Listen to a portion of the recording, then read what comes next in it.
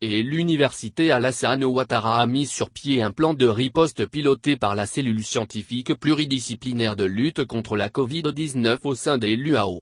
À cet effet, 3 brigades pour mener cette lutte au quotidien ont été créées.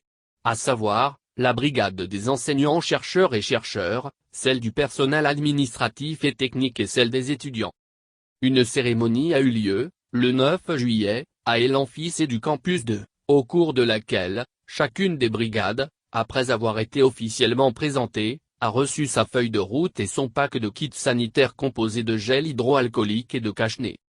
Pr Henri Bas, membre de la cellule scientifique pluridisciplinaire de lutte contre la Covid-19, par ailleurs, directeur de cabinet du président des l'UAO, a présenté les grandes lignes du plan de riposte.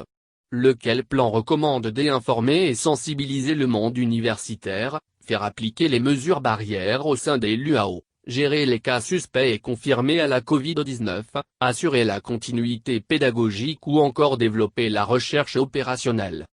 Signalons que l'université Alassane Ouattara, UAO, de Bouaké a été frappée par la Covid-19 avec 4 étudiants et 2 enseignants qui ont été déclarés positifs.